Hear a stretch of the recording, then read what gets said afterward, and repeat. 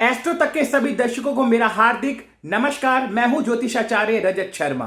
दर्शकों, जब एक दंपत्ति के घर में एक कन्या का जन्म होता है तो माता पिता उसके जन्म से ही उसके विवाह के सपने संजोने लगते हैं, उसकी शादी के लिए पैसा इकट्ठा करने लगते हैं, उसकी शादी की उन्नति के लिए सपने संजोते हैं। और जब उसकी शादी की उम्र आती है तो खुशी खुशी उसको विदा करते हैं।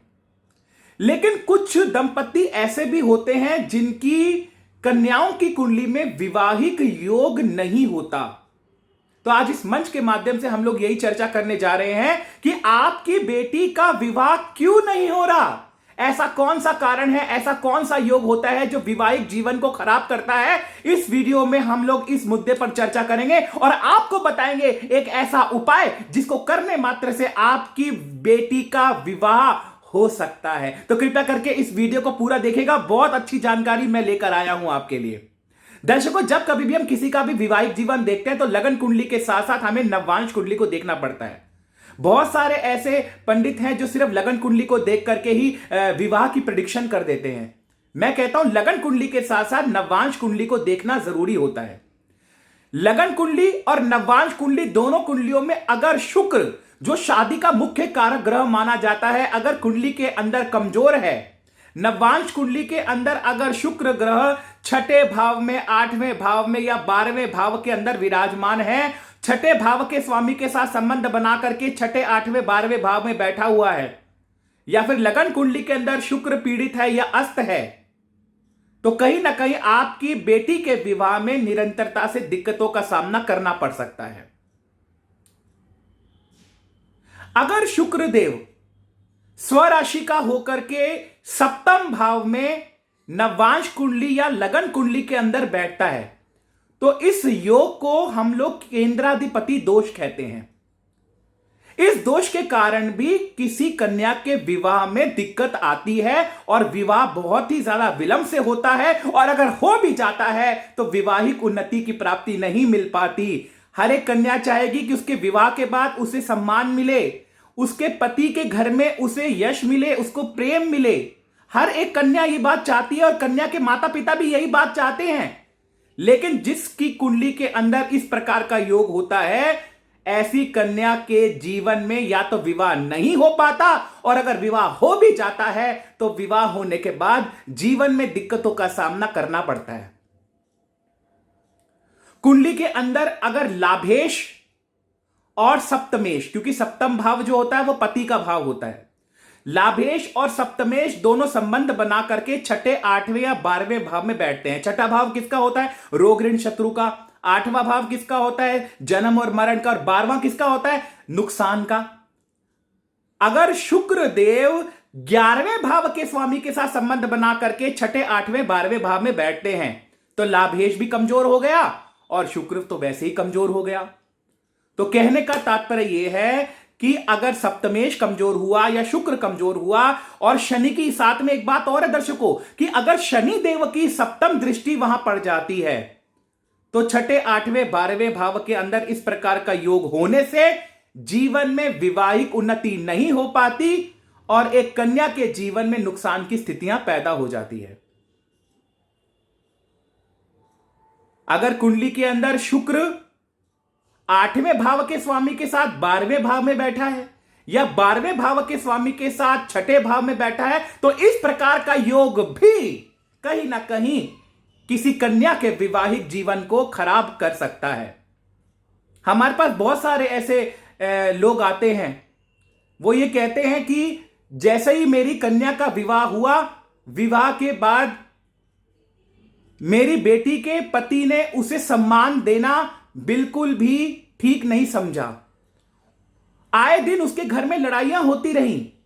तो जब मैं उनकी कुंडलियां देखता हूं तो मैं यही चीज पाता हूं कि सप्तमेश पीड़ित हो गया या शुक्र पीड़ित हो गया या दशा का। दर्शकों, मैं हमेशा कहता हूं दशा का बहुत बड़ा महत्व होता है। आप अपनी कन्या का विवाह किस दशा में कर रहे हैं वो एक सबसे इंपॉर्टेंट है। अगर सप्तमेश की महादशा चल रही है या शुक्र देव की महादशा चल रही है और शुक्र पीड़ित है और उस समय आप अपनी कन्या का विवाह करते हैं या फिर कन्या के विवाह के लिए आप जाते हैं तो या तो विवाह होने में दिक्कतें आएंगी, विवाह नहीं होगा, या फिर विवाह होने के बाद विवाहिक सुख की प्राप्ति नहीं हो पाएगी और जीवन हर प्रकार से अंधेरे में चला जाएगा।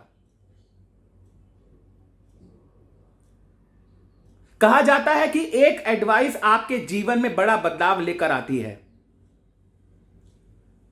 तो आप जो है इस मुद्दे पर चर्चा जरूर करें। आपको ये वीडियो कैसा लगा प्लीज हमें जरूर बताएं। अब मैं आपको एक ऐसा उपाय बताने जा रहा हूं जिसको करने मात्र से आपकी पुत्री का विवाह बहुत जल्दी हो जाएगा।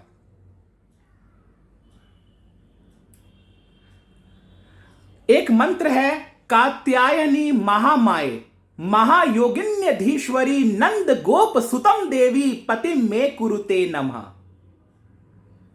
इस मंत्र का जाप अगर आपकी कन्या रोजाना सुबह स्नान आदि के बाद लाल आसन बिछा करके इस मंत्र का जाप अगर करती हैं तो मेरा यह पूर्ण विश्वास है कि कहीं ना कहीं जीवन के अंदर उन्नति के मार्ग प्रशस्त होते हैं। साथ ही साथ अगर आपकी कन्या का विवाह तय हो गया है, उसकी कुंडली के अंदर सप्तमेश की महादशा चल रही है या शुक्र कमजोर है, तो ऐसी स्थिति के अंदर विवाह से पहले श्रृंगार का सामान 12 हरी चूड़ियां, एक हरे रंग की साड़ी किसी किन्नर को या फिर किसी नवविवाहित स्त्री को दान करना नितांत आवश्यक है। यह मेरी बात आप समझ लीजिए। अगर इस प्रकार का उपाय आप करते हैं तो जीवन के अंदर उन्नति के मार्ग आपके प्रशस्त जरूर होंगे, ऐसा मेरा विश्वास है।